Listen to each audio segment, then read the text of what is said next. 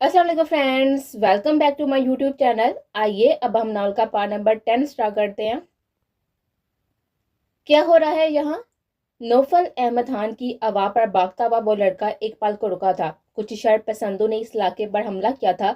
उनका कहना है कि ये जो खाली जमीन पड़ी है मस्जिद के नाम पर, वहां पर मंदिर बनाना है। ये छोटा सा गांव है, कोई मस्जिद नहीं है यहाँ। इस गांव में टेंट बांध कर नमाज पढ़ते हैं। अभी भी नमाज पढ़ रहे थे कि वो लोग आ गए, इसलिए सब भाग रहे हैं। पुलिस वाले भी उनका साथ दे रहे हैं। वो लड़का कहता हुआ भाग गया था, मगर वो हिल नहीं पाया था। उसने अब तक शर पसंदों के बारे में सिर्फ सुना था और आज वो इस सूरत हाल में गिरा खड़ा था। अचानक 5-6 लोगों का गुजर हुआ था जो भागते हुए उनके करीब से गुजरे थे। जब उनमें से अचानक कोई रुका था और हैरत से उसके करीब आया था। नौफल, तुम यहाँ? और अंकल आप भी? रुकने वाले ने अपने चेहरे से रुमाल हटाया था और अब हैरत से उन्हें देखकर सवाल किया था। जमात में आए थे, आप वापस जा रहे हैं? तो यहाँ की सूरत हाल देखकर रुके थे और तुम पुलिस वाले लोग इन शर पसंदों के साथ हो? हम नहीं हैं उनके साथ, दूसरे इलाके के लोग हैं। ये छोटी सी मुस्लिम बस्ती है। कमीनों से सुकून देखा नहीं जा रहा था इन गरीबों का। और तुम लोग जल्दी निकलो, देख नहीं रहे कि सड़क खाली हो गई है? कोई अपनी गाड़ी नहीं रोक रहा। अभी वो बात कर ही रहा था कि कुछ शर पसंद उनकी तरफ भागते हुए आए थे। नौफल जल्दी करो, जाओ। उसने नौफल अहमद को दिखा दिया था, मगर वो हिला तक नहीं था। क्या तुम लोग अपने जान से मार दोगे?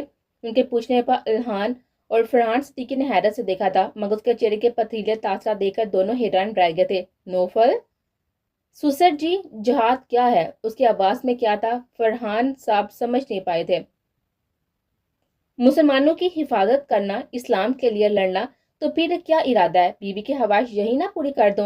आप जाएं सुसर साहब, मेरी बीवी से कह देना परेशान ना हो बिल्कुल भी। नौफल अहमद खान को वह परेशान अच्छी नहीं लगती। इंशाल्लाह मैं जल्द आऊंगा। मारो सालों को, इन लोगों को अपनी तरफ बढ़ता हुआ देखकर नौफल अहमद खान ने जल्दी से अपने ससुर के चेहरे पर भी रुमाल बांध दिया था। अल्हान भी अपना चेहरा छुपा चुका था। चलो, जहां सिर्फ तुम दोनों पर ही नहीं, मुझ पर भी फर्ज है और मुझे यकीन है कि अल्लाह ने इसलिए हमें इसी रास्ते से भेजा है। वो अपने जमाने के ब्लू बेल्ट रह चुके थे। ठान तो उनकी भी अभी कमाल थी। अल्लाह अकबर कहते वो तीनों खुद को तैयार कर चुके थे। वो 5 लोग थे। उनके हाथों में हाकी, डंडे और बैट थे। अल्लाह ने उनके पैर पर फायर किया था। 2 लोगों ने उन्हें जमीन पर गिरा कर मारना शुरू किया था। नौफल अहमद खान ने दूसरे पर फायर किया था। दोनों की गन पर साइलेंसर लगा हुआ था, इसलिए आवाज नहीं हो रही थी। एक ने फरहान सिद्दीकी को मारने की नीयत से बैट उठाया था, जिसे वो रास्ते में ही रोक गए थे। कुछ ही देर में वो तीनों इन लोगों पर काबू पा चुके थे। अल्हान, अगर उन्हें जिंदा छोड़ दिया तो ये फिर से इन लोगों को परेशान करेंगे। ये दुश्मन इस्लाम है, इसलिए वाजिबुल कातिल है। नौफल अहमद खान उन्हें देखकर घुराया था जब जमीन पर पड़े हुए करहा रहे थे। अगर उन लोगों के पास गन्स होती तो शायद ये लोग उन पर काबू नहीं पा सकते थे। तुम ठीक कह रहे हो, साले कुत्ते लोगों को, मुसलमानों को जीने नहीं दे रहे, इसलिए तो हम बेस बदल कर आए थे। हम उन्हें पुलिस वाले बनकर, उन्हें मुजाहिद बनकर मारेंगे इस्लाम के लिए। इन 5 को घर में बड़ा था और एक दूसरे पुलिस वाले के साथ अल्हान के खुफिया अदारे में भेज दिया था। अब वो लोग छुपते छुपाते हुए इलाके के अंदर दाखिल हो रहे थे, जहां पर कुछ और आदमी बच्चों और बड़ों पर तशद्दुद कर रहे थे। इन लोगों ने दूर से दूसरी गन से एक हवाई फायर किया था। 5-6 लोग उनकी तरफ दौड़े आए थे। उनके पास भी पहले वाले लोगों की तरह ही हथियार थे। अल्हान, अब भी गाड़ी रेडी है ना? उसके पूछने पर अल्हान ने सर हिलाया था। ये लोग उनके इंतजाम में थे। नौफल अहमद खान की चालाकी की वजह से वो लोग भी उनके चुंगल में फंस चुके थे, मगर उनमें से एक फरहान सिद्दीकी को जख्मी कर चुका था, मगर हिम्मत ये लोग नहीं हारे थे। अल्हान, हमने भी 5 लोगों को पकड़ लिया और उन्हें भी वहीं पर भिजवा दिया, मगर अभी भी उनमें से 2-3 लोग किसी घर में घुस गए हैं। उनके 2 साथी भाग कर आए थे, जिनमें से एक को इन 6 लोगों को लेकर रवाना कर दिया था। इन सारों को बेहोश करके भेजा जा रहा था ताकि ये लोग पकड़े ना जाएं। सुसर जी, आप ठीक हैं? नौफल अहमद अब उनकी तरफ मतवज्जो हुआ था। अल्हम्दुलिल्लाह, अब जल्दी इन लोगों को पकड़ना। घर में घुसने का मतलब बहन बेटियों की इज्जत खतरे में है। अब ये चारों बिल्कुल अलग अलग तरीके से घूम रहे थे। नौफल अहमद अपने सुसर को लिए हुए आगे की तरफ बढ़ता जा रहा था। कुछ दूर चले थे जब एक घर से चीखने चिल्लाने की आवाजें आई थी। उसके पास फोन नहीं था जो अल्हान को इन्फॉर्म करता। वो खुद ही उस घर में घुसने का तरीका सोचने लगा था, क्योंकि वो अंदर से लॉक था। किस्मत से एक खिड़की खुली हुई नजर आई थी। उसमें झांक कर देखा तो 2 आदमी 2 लड़कियों पर काबू पाने की कोशिश कर रहे थे। वो बारिश आदमी जमीन पर जख्मी पड़े हुए थे। 3 40 साल की औरतें भी पड़ी हुई थे। इन लोगों के बाद अब ये लोग इन लड़कियों से जबरदस्ती करने की कोशिश कर रहे थे, जो अपने आप को बचाने की भरपूर कोशिश कर रही थी। उसके पास वक्त नहीं था, अगर वो अंदर जाता इन लोगों की जान को खतरा हो जाता। उसने खिड़की की जाली से ही निशाना लिया था और सीधा एक के बाद दोनों के सर पर फायर कर दिया था और दोनों फर्श पर फटे हुए सर के साथ ढेर हो हुए पड़े थे। नौफल मिला कोई? अल्हान भागता हुआ आया था। अंदर देखो और इन लोगों को उठाओ। उससे पहले कि कोई और पहुंचे। घर वाले काफी डरे हुए हैं। और कोई बाकी रह गया है क्या? नहीं, अल्हम्दुलिल्लाह सब पकड़ लिए। इन 25-30 लोगों पर अल्लाह ने 10 लोग भारी कर दिए थे। जख्मी लोगों को हॉस्पिटल पर पहुंचाना है, जल्दी करो। अल्लाह का शुक्र है कि कोई जानी नुकसान नहीं हुआ, मगर खतरा अभी टला नहीं है। एक शख्स उनमें से छुप गया या फिर भाग गया, कुछ पता नहीं है, और वो अकेला है जिसके पास गन है। अल्हान ने अपने दूसरे साथियों से कहा था कि जो अपना काम करने लगे थे। ज्यादातर लोग खौफ से घरों में छुपे हुए थे, इसलिए इलाके में बिल्कुल सन्नाटा था। 4-5 घंटों में ये लोग एक मुजाहिद का काम अंजाम दे चुके थे। यकीनन ये एक जहाद था। अल्हान, तुम्हें यहाँ पर कुछ खुफिया अदारे बनाने चाहिए। हो सकता है इन लोगों के गायब होने पर शायद कोई और सर फिर आ जाए। तो यहाँ पर ऐसे अपने खुफिया लोग चाहो तो कुछ लोगों को विद फैमिली रहायश करा दो। नौफल अहमद की बात उसके दिल को लगी थी। वाकई उसने दूर का सोचा था और यहाँ मस्जिद की तामीर का काम भी करवाना है। वो तीनों अपना काम खत्म करके अब घर के लिए रवाना हो रहे थे। रात के 8 बज चुके थे उन्हें यहाँ की भाग दौड़ में। घर वालों की परेशानी की भी फिक्र थी और इससे बस अपनी बीवी की, क्योंकि वो कमजोर अभी भी थी, और दिल से भी और दिमाग से भी। वो अपनी 10 दिन की जुदाई में अपनी बीवी के चेहरे पर अपनी मोहब्बत के रंग देखना चाहता था, और अब वो एक पल को यहाँ पर रुकना नहीं चाहता था। बस जल्द जल्द अपनी बीवी को बताना चाहता था कि वो जहाद कर आया। उसे देखने, उसे छूने की हवाएं जोर पकड़ती जा रही थी। जितना वो थक चुका था, सारी थकन अपनी बीवी से शेयर करना चाहता था, मगर कौन जाने अभी उसे और कितना थकना था। मगर जरूरी नहीं हर बार वही हो जो हम चाहते हैं। मोहब्बत का दावा करने वालों की आजमाइश तय है, चाहे दुनिया से हो या दीन से। या अल्लाह, तुझसे बेहतर हिफाजत करने वाला कोई नहीं है। ये लोग जो तेरी राह में निकले हैं सब वापस आ गया, मगर पापा और ये नहीं आए। 9 बज गए हैं, शाम में 4 बजे आने वाले थे। या अल्लाह, जहाँ भी हो उनकी हिफाजत करना। तुझे पता है ना मुझे कितनी तकलीफ हो रही है, मेरे अंदर घुटन बढ़ रही है। उस दिन से भी ज्यादा जिस दिन मैंने मर्द का एक भयानक रूप देखा था। ऐसा लग रहा है जैसा मेरा दिल रुकने वाला है। अल्लाह प्लीज मदद करना, जो भी परेशानी हो, कोई मुसीबत तेरे साथ कोई तेरी हिफाजत करने वाला नहीं है। मैं इन दोनों की और उनके सदके जो लोग और मुसीबत में फंसे हैं, सब की जान का, सेहत का, ईमान का सदका कर रही हूँ। इस सदके का कबूल फरमा ले। 1000 रुपया सदके के डिब्बे में डालती हुई वो अल्लाह से फरियाद गुनाह थी। आंसू बह रहे थे। अब वो मसल्ले पर बैठी हुई थी। हर परेशानी में वो अपने रब का दामन थाम लेती थी। अल्लाह, बेहतियात दिल में दर्द उठा था उसके, जैसे कुछ खो गया। उसे शिद्दत घड़ियां से आंखें बंद की थी जब एक शबी उसकी आंखों में ठहर से गए थे। मेरा जी चाहता है बीवी, तुम्हारे साथ लंबा सफर तय करो और किसी जंगल में पड़ाव डाल दो। तुम जो ये मेरी जरा सी शिद्दत पर छुपती फिरती हो ना, जंगल में कोई जगह छुपने की ना मिले और जंगल के खौफ से तुम मुझे अपना ओढ़ना बिछोड़ना बना लो। किचन में काम करते हुए उसके शोर ने उसको अपने हाथ सामने लेकर उसे कंफ्यूज करके अपनी बात कही थी। अब ऐसी बात क्यों कर रहे हैं? उसने निकलने की कोशिश की थी, जिसकी वजह से वह हसार और मजबूत कर देता था, ताकि मैं अगर कहीं चला जाऊं तो तुम मेरी इन शिद्दतों को याद करके मेरी मोहब्बत में मुबतला हो जा। अल्लाह प्लीज इनको भेज देना। तुझे पता है ना कि मेरा दिल परेशान है। उसका मतलब तो मुझे फिर किसी गम के लिए तैयार कर रहा है। वो अल्लाह से ऐसे बात करती थी जैसे वो मुजस्सम उसके सामने बैठा हो। फिर उठकर वापस की शर्ट पहन कर मसल्ले पर आ बैठी थी। उसके दिल का दर्द बढ़ता जा रहा था। उसके रब के सिवा कौन जानता था कि यह दर्द क्यों बढ़ता जा रहा है। उसके रब को तो मालूम था कि दूर कहीं उसकी नई नई मोहब्बत जिंदगी और मौत की जंग लड़ रही है। या अल्लाह, क्या अल्लाह को उस पर तरस नहीं आता? और कितने जम उसके हिस्से में है, कैसे कर सकता है वो ऐसे? अल्हान आपके बेबसी से जमीन पर बैठ गया था। एक मुजाहिद होगा अल्लाह से ऐसी शिकायत जेब नहीं देती बेटा। फरहान सिद्दीकी को उसकी बात नागवार गुजरी थी। तो अंकल, इतने इम्तिहान, इतनी तकलीफें। اس کی تکلیفوں پر ایس پی الہان شاید اپنے رب سے ناراض ہو رہا تھا اور یہ بات اس کے رب کو پسند نہیں آنے والے تھے۔ کوئلہ سالوں بٹی میں جل کر ہیرے کی شکل اختیار کرتا ہے تو پھر کہیں جا کر وہ سورج کی روشنی کو ٹکر دیتا ہے، اور نوفل احمد خان کو اس کا رب وہ ہیرا بنا چکا ہے۔ اسی طرح کہہ کر اس کے ایمان میں کمزوری کا سبب نہ لاؤ، بس دعا کرو۔ اور کیا تم نے ہدایت کی سیڑھی سے بھاگ جاتے ہوئے کسی شخص کو کامل ایمان کی منزل تک جاتے ہوئے دیکھا ہے، جس کے سفر کا دورانیہ محض 2.5 مہینے پر مشتمل ہے؟ فرحان صدیقی کے سوال پر وہ سوالیہ نظر سے انہیں دیکھنے لگا تھا۔ وہ نوفل احمد خان جس کو اللہ نے ہدایت کے لیے اس کے سب سے قیمتی متاع کو تکلیف دی، مگر اتنی جتنی وہ برداشت کر سکتی تھی، اور اس کی کل متاع میری بیٹی یعنی اس کی بیوی ہے۔ یہ تکلیف اس کے اندر کے 15 سالوں سے سوئے ہوئے مومن کو جگا گئے، مگر وہ مومن اپنی امامت پر پھر بھی نہیں آیا، اور پھر اس کی تکلیف اتنی بڑھائی کہ وہ ڈپریشن میں چلا گیا۔ پھر اس کی تکلیف مٹانے کے لیے اللہ نے مجھے راستہ دکھایا۔ میں نے خواب میں دیکھا کہ میری بیٹی اس کی امامت میں نماز ادا کر رہی ہے، حیات یعنی اس کے رب سے اس کے عشق کی امامت۔ پھر تم نے بتایا کہ وہ انڈیا چھوڑ کر جا رہا ہے، تب اسے اس کی زندگی اللہ نے واپس دلوا دی، اور پھر اس نے پہلی سیڑھی پر قدم رکھا یعنی نمازوں پڑھایا، پھر قرآن سیکھا، پھر جماعت میں اللہ نے بھیجا، اور پھر اللہ نے اور بلندی تک اس کو پہنچایا۔ اس کے رب نے اسے اپنے مظلوم بندوں کی شر پسندوں سے حفاظت کے لیے چنا، اور تم دیکھ چکی ہو اگر وہ نہ ہوتا تو تم 8 لوگ اس سے آدھے بھی نہیں کر پاتے۔ اور الہان تو مسمرے انہیں سن رہا تھا۔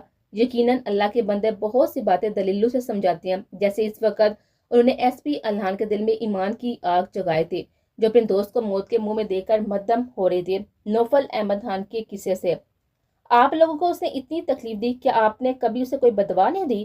نہ جانے کس اندیشے کے تحت اس نے سوال پوچھا تھا۔ نہیں، ہم مسلمانوں کو بدوا نہیں دیتے سوائے ان کے جو اسلام کے دشمن ہیں۔ نوفل احمد خان نے جب میری بیٹی سے زبردستی نکاح کیا تھا تب میں نے کہا تھا، یا اللہ، کس ماں نے جنا ہے یہ ناجار اور گناہوں کے دلدل میں پھنسا ہوا انسان جو میرے گھر میں قیامت بن کر آیا؟ جب اس نے اپنے ماضی کے اوراق الٹے تب میں نے کہا تھا، اللہ، کس ماں نے یہ مظلوم جمع ہے جس پر خوبِ ظلم کی اس کی شخصیت ہی مسحوق کر دی؟ اور آج بے ساتھ میں رب سے کہہ بیٹھا کہ یا اللہ، جس ماں نے نوفل احمد خان کو جنا اس کی معافرت فرما دے، وہ تیرے مجاہد بندے کی ماں ہے، اور اگر وہ صحیح ہے تو اس کی حفاظت نوفل احمد خان پر ظاہر کر دے، اسے معتبر کر دے، اگر وہ غلط ہے تو اس کی ستاری اسی طرح کر کے نوفل احمد خان پھر بھی معتبر ہو جائے۔ اور ایس پی الہان نے دیکھا تھا فرحان صدیقی نے دوسری طرف چہرہ کر کے اپنے آنسو پہنچے تھے۔ اے سسر اپنے دماغ سے محبت کا اظہار کر گیا تھا، اور ہم دونوں کے حصے کی گولیاں خود پر کھا گیا۔ جانتے ہو کیوں؟ ایک سے وہ خود بہت محبت کرتا ہے اور دوسرے سے اس کی بیوی بہت محبت کرتی ہے۔ وہ اکیلا اپنی اور اپنی بیوی کی محبت کی حفاظت کر گیا، اور وہ غازی ہے کیونکہ اس نے اسلام کے لیے لڑائی کی۔ اس نے یہ گولیاں اپنے رب کے لیے، دین کے لیے کھائی، اور تم شکوہ کر کے اس کی نورانیت پر سوال کھڑا کر رہے ہو۔ ان کی آنکھوں کی ٹھنڈک ان کی بیٹی تھی، اور آج ٹھنڈک میں اضافہ نوفل احمد خان نے کیا تھا۔ توبہ کرو بیٹا، اللہ کو ناشکری اور شکایت پسند نہیں، وہ کہتے ہوئے ایک نظر اندر اپنے دماغ پر ڈالتے پھر سے مسجد کی طرف بڑھ گئے تھے جو اس ہاسپٹل کی دوسری طرف تھی۔ ان کی باتیں سن کر الہان شرمندہ ہو گیا تھا، اب وہ بھی اپنے رب کو منانے بڑھ چکا تھا۔ وہ مسئلے پر بیٹھی ہوئی تھی، اس کی آنکھوں میں ابھی بھی ایک آنسو نہیں آیا تھا۔ وہ دعا کے لیے ہاتھ اٹھائے بالکل خاموش تھی، جیسے لفظ ہی نہیں تھے۔ آنکھیں بند کی تھی جب ایک آواز کان میں گونجی تھی، بیوی، رویا مت کرو، تمہاری نم آنکھیں تمہارے شوہر کو اچھی نہیں لگتی۔ اور پھر اس کی آنکھ سے پہلا قطرہ گرا تھا۔ اس کے حادثے کی خبر سن کر وہ بنا کوئی رد عمل دیے ہوئے مسئلے پر آ کھڑی تھی، اور پوری رات بس نماز ہی نماز پڑھتی رہی تھی۔ ایک بار بھی اسے نوفل احمد خان کی یاد نہیں آئی تھی، اور اب وہ تہجد پڑھ کے بیٹھی تھی اور دعا کے لیے ہاتھ اٹھائے تھے، مگر اللہ، حیات کو تجھ سے سب سے زیادہ محبت ہے نا؟ تجھے حیات سے زیادہ محبت ہے؟ سامنے نظر اٹھا کر ایسے سوال کیا تھا جیسے وہ اپنے رب کو دیکھ رہی ہو۔ پھر اس کی باتیں اور سوال بڑھتے چلے گئے تھے۔ اللہ، حیات کو اپنے شوہر سے محبت ہو گئی ہے نا؟ مگر تو سے زیادہ نہیں ہوئی؟ وہ تیری رضا میں راضی ہے، وہ تو سے زیادہ کسی سے محبت نہیں کرتی نا؟ گردن کا زور سے نفی میں ہلاتی وہ اپنے رب کو یقین دلا رہے تھے۔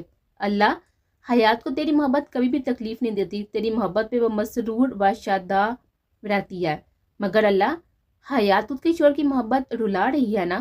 حیات کے دل میں بہت درد ہو رہا ہے، اس سے برداشت نہیں ہو رہا یہ درد، تجھے پتہ ہے نا؟ مگر حیات خوش ہے کیونکہ یہ حیات کے رب کی مرضی ہے نا؟ حیات تیری نافرمان نہیں ہے نا؟ حیات کو درد ہو رہا ہے اس کی شوہر کی حالت کا سن کر، تو ناراض نہیں ہو رہا نا؟ تو جانتا ہے نا کہ حیات سب سے زیادہ تجھ سے محبت کرتی ہے۔ حیات نے تیرے لیے انہیں جماعت میں بھیجا، جہاد تو نے کروایا، تو نے اپنی حیات کی ایک نیکی کو بہت بڑھا دیا۔ حیات تجھ سے راضی ہے، تو بھی حیات سے راضی ہو جانا۔ سر ہلا ہلا کر اپنی طرف اشارہ کر کے پر میں رب کو اس طرح سے بات کر رہی تھی جیسے اپنا نہیں کسی اور کا مقدمہ لڑ رہی ہو۔ اس کا رب اس کے سامنے بیٹھا اسے باغور سن رہا ہو اور پھر سب ٹھیک کر دے گا۔ اللہ، تجھے حیات کے شوہر سے بہت محبت ہے نا؟ جب بھی تو نے اس سے اتنا بڑا کام لیا، تو نے ان کی معافرت کر دی ہے نا؟ اللہ، انہوں نے کبھی شراب نہیں پی، کسی غیر عورت کو گندے طریقے سے ہاتھ بھی نہیں لگایا، وہ جھوٹ بھی نہیں بولتے، سگریٹ بھی نہیں پیتے، اور اب فلموں کے پیسوں سے لی ہوئی کوئی بھی چیز استعمال نہیں کرتے۔ وہ بہت اچھے ہیں نا اللہ؟ اور اب وہ حیات کے شوہر کا مقدمہ اپنے رب کے سامنے رکھ چکے تھے۔ کبھی آواز پرجوش ہو جاتی، کبھی تیز، اور کبھی بالکل مدھم، اور اس کے بات کرنے کا انداز ایسا تھا جیسا کوئی بچہ کسی کی اچھائیاں گنوا کر اس کے لیے برا سا مطالبہ کرتا ہے۔ تو ان کو معاف کر دینا، وہ بھی تو اسے بہت محبت کرتے ہیں۔ حیات کے کہنے سے جماعت میں گئے تھے، مگر گئے صرف تیرے لیے تھے، اور حیات نے تو صرف تیرے لیے کہا تھا۔ تو ان دونوں سے راضی ہو جانا پلیز اللہ۔ اللہ تو راضی ہو جا، یہ دونوں تجھے راضی کرنے ہیں، اب تم بھی ہو جا۔ آخری بات پر وہ سجدے میں گر کر پھٹ پھٹ کو رو دیتی، اور پھر اس کی سانسیں پھر سے اٹکنے لگے تھے۔ اور نوفل احمد خان جانتا تھا کہ رونے سے اس کا کیا حال ہوتا ہے، اس لیے اپنی غیر موجودگی میں وہ اس سے نہ رونے کا وعدہ لے کر گیا تھا، مگر یہ پہلا وعدہ تھا جو حیات سے ٹوٹ گیا تھا، جس کے ٹوٹنے میں اس کا کوئی بھی اختیار نہیں تھا۔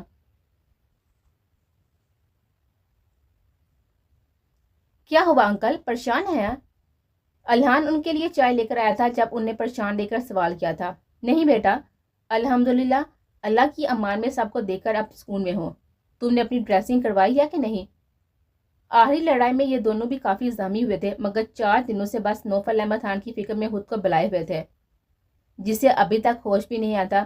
ان کی جان کے صدقے کے لیے انہوں نے کتنے لوگوں کی مدد کی تھی، کتنے ہی بھوکوں کو کھانا کھلایا تھا جن کی زبان سے دعا ایک پل کو نہ رکی تھی۔ تو پھر ایسے لوگوں کی فریاد کیسے رد کی جاتی ہے؟ حیات بھابھی ٹھیک ہے نا اب؟ جھجکتے ہوئے سوال کیا تھا۔ اس کے سوال پر وہ افسردہ ہوئے تھے، اپنی بیٹی کو دیکھنے کی چاہ زور پکڑ گئے تھے، جو 11 گھنٹے بے ہوش رہی تھی۔ نارمل رونا اس کا کچھ نہیں بگاڑا تھا، وہ اسے اکثر اللہ کے سامنے روتے ہوئے دیکھ چکے تھے، مگر کسی کا غم اس کی سانسیں روک جاتا تھا۔ ڈاکٹر نے ساتھی سے منع کیا تھا کہ اسے رونے نہ دیا جائے۔ انہوں نے احمد کو کال ہی فون کر کے سب بتا کر اسے گھر بھیجا تھا۔ اللہ کا شکر ہے، اللہ اس کا محافظ و مددگار ہے۔ سنا نہیں تھا برہودار آخر میں بھی کیا کہہ رہے تھے؟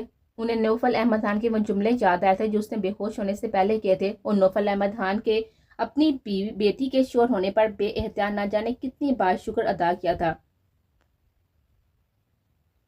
سسر جی، میری بیوی کو رونے نہیں دینا، اس سے نہیں بتانا کہ کیا ہوا ہے، کیونکہ نوفل احمد خان کے علاوہ کوئی اس کا رونا ہینڈل نہیں کر سکتا۔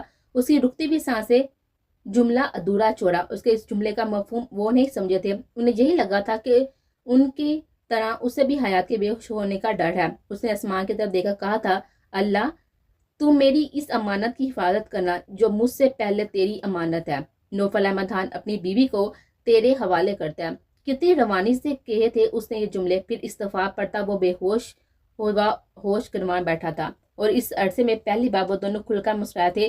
اس طرح کے الفاظ اپنی بیوی کے لیے کسی بھی کی بھی پرواہ کے بغیر نوفل احمد خان ہی بول سکتا تھا۔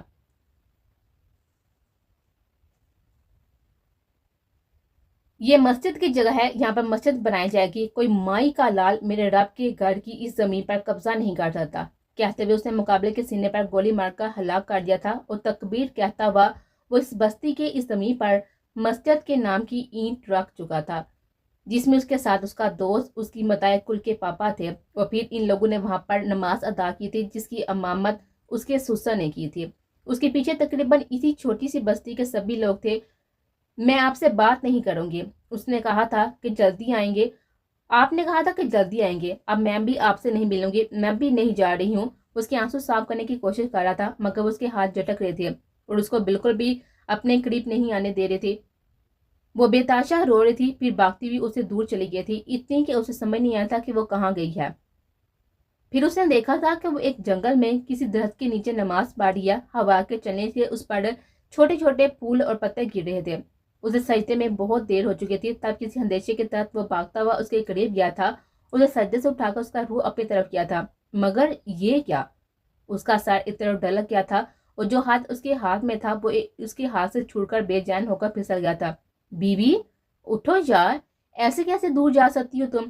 تمہارے دل کی دھڑکن نوفل احمد خان اپنے ساتھ جڑوا چکا ہے، سمجھی؟ اب اٹھو۔ مگر وہ نہیں اٹھی تھی۔ اس نے تقریباً اسے جھنجھوڑ ڈالا تھا اور پھر اپنے سینے میں بیچ کر وہ اتنی تیز چلایا تھا کہ اس کی آوازوں کی باسکت پورے جنگل میں گونج رہی تھی۔ یا اللہ بیوی! ایک بات پوچھو حیات؟ وہ نہ جانے کس خیال میں گم تھی کہ احمد کی آواز پر چونکے تھے۔ جی بھائی پوچھیں۔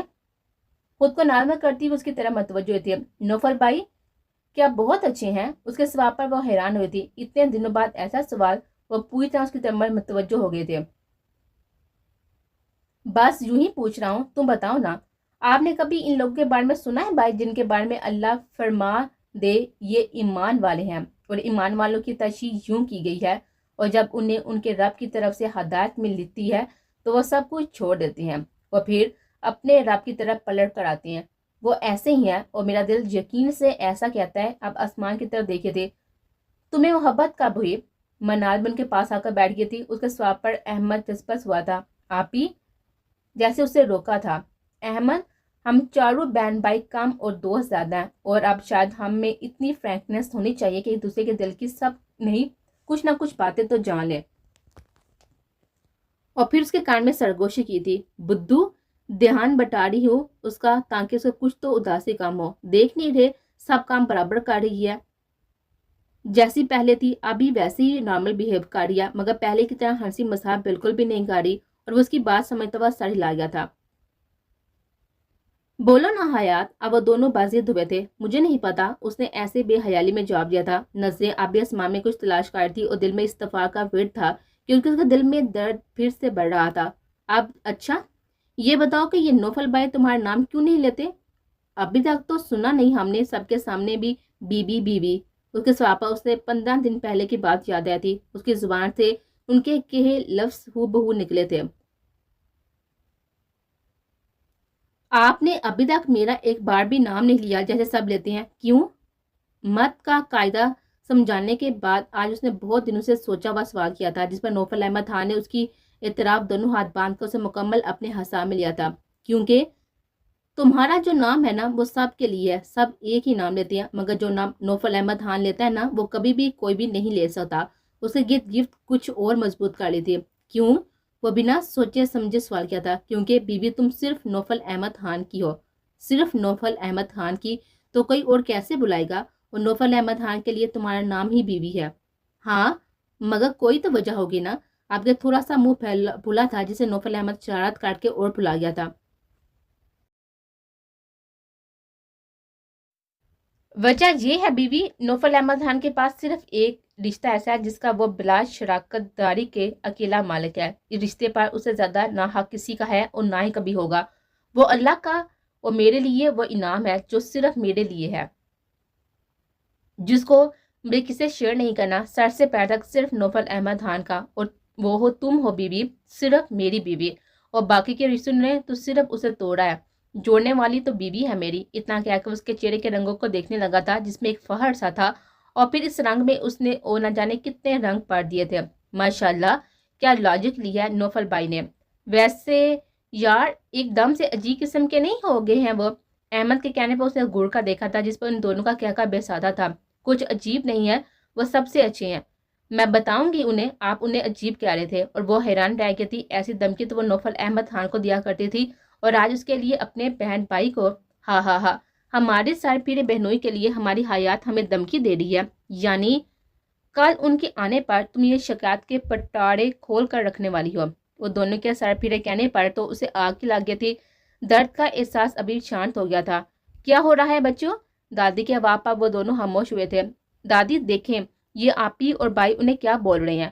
اس کے منہ پھیلا کر شکایت لگانے پر دادی نے ان دونوں کو دیکھا تھا جو انہیں کچھ اشارہ کر رہے تھے، یعنی وہ دونوں کچھ وقت کے لیے ہی صحیح مگر بہلا چکے تھے، مگر اسے مکمل بہلانے کا فن تو صرف نوفل احمد خان کے پاس تھا۔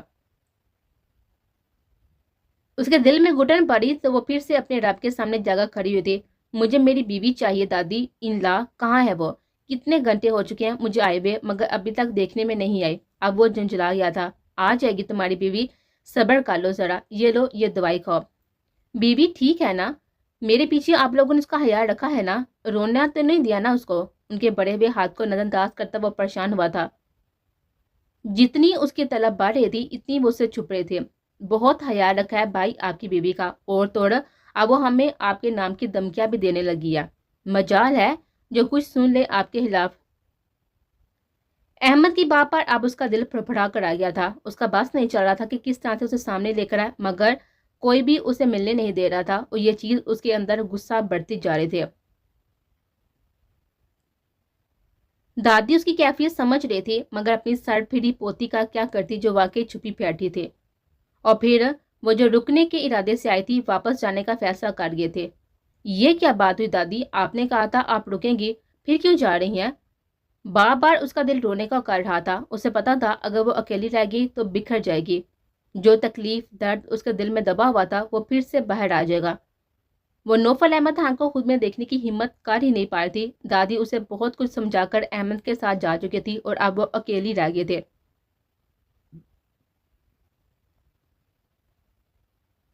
کتنی دیر تک وہ حال میں ہی رہی تھی، اس کی ہمت نہیں ہو رہی تھی اندر جانے کی۔ آنسو بار بار امڑنے کو بےتاب تھے۔ اسے یقین تھا اگر وہ نوفل احمد خان کے سامنے جائے گی تو ضبط ہار جائے گی۔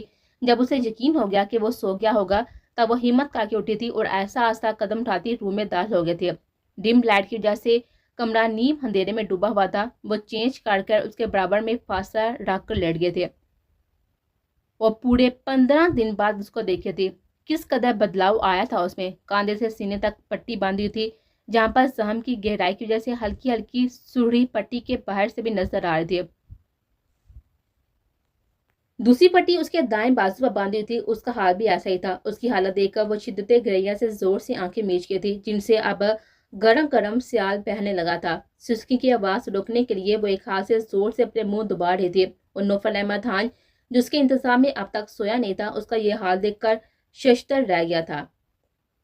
دادی نے بتایا تھا اسے کہ وہ اپنا اس کے حکم پر بہت حیا رکھ رہی ہے، مگر 5 دن سے وہ مسلسل روزے رکھ رہی تھی اور زبردستی تھوڑا بہت کچھ کھا لیتی تھی جس سے پھر سے اس کا وزن پہلے جتنا ہو گیا تھا، مگر کمزوری حد درجہ بڑھ چکی تھی جس کی وجہ سے وہ 2-3 بار بے ہوش بھی ہوئے تھے۔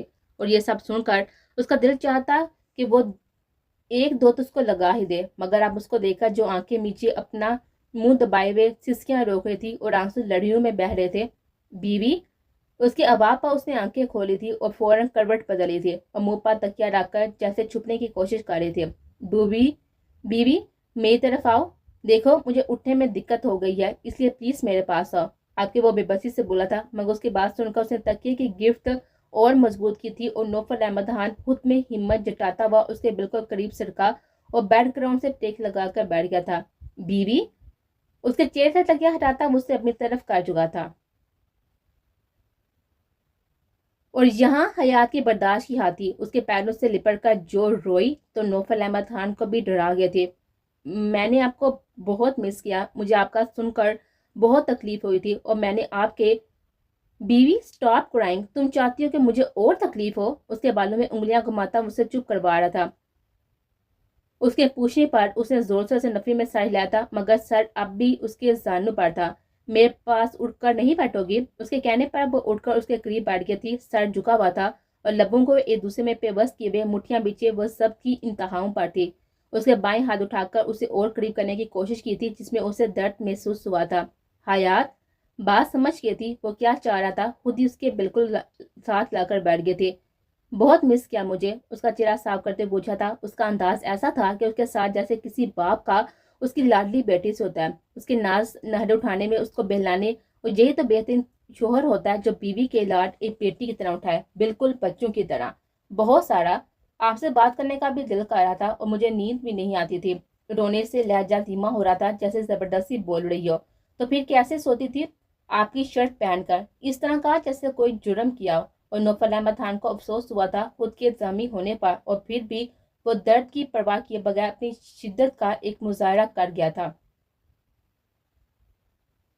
اس کے کرا کی آواز سن کر وہ دور ہوئی تھی. آپ کا درد ہو رہا ہے نا؟ اپنی کنفیوژن بھول کر وہ اپنی فکر میں اور اس کی فکر میں مطلع ہوئی تھی. پاس آؤ بیوی، دور مت ہوا کرو. 15 دن کم تھے کیا دوری کے؟ مگر آپ کو درد ہو رہا ہے نا؟ تمہارے دور جانے سے درد ہو رہا ہے. نزدیک آؤ. وہ پھر پہلے کی طرح بیٹھ گئے تھے.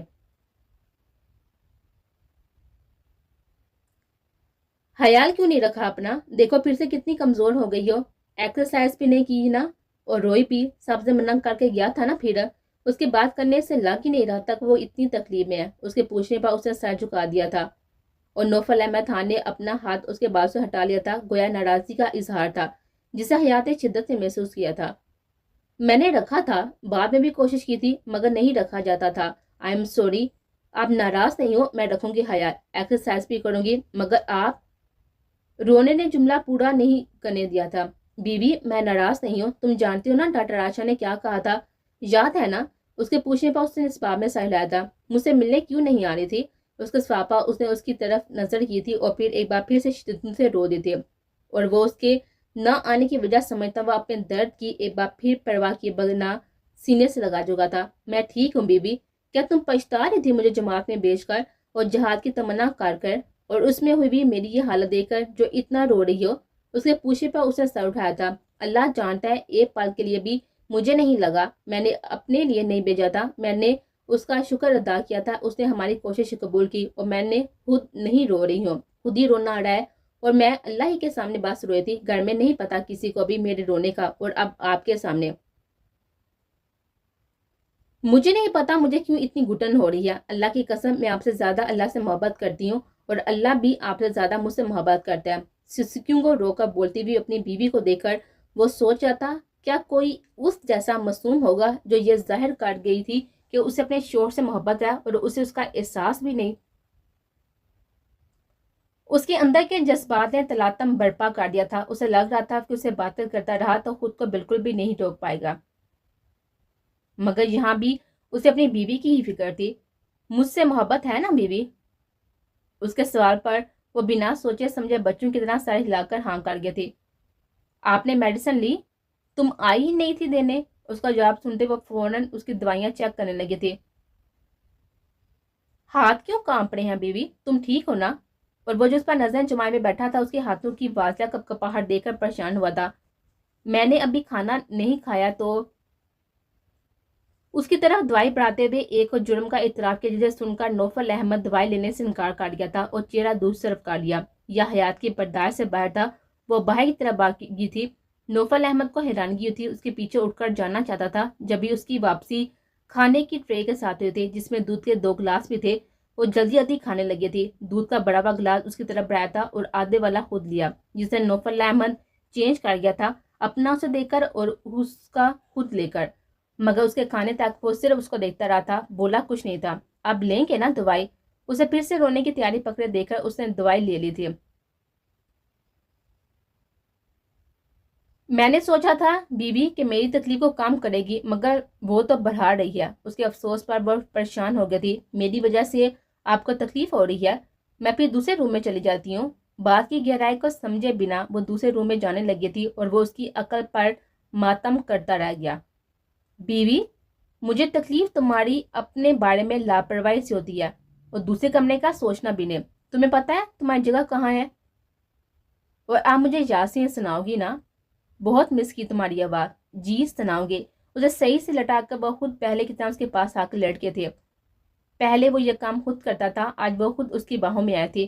یاسین سنتے سناتے وہ دونوں 5 دن بعد ایک دوسرے کی آغوش میں آج سکون سے سو رہے تھے.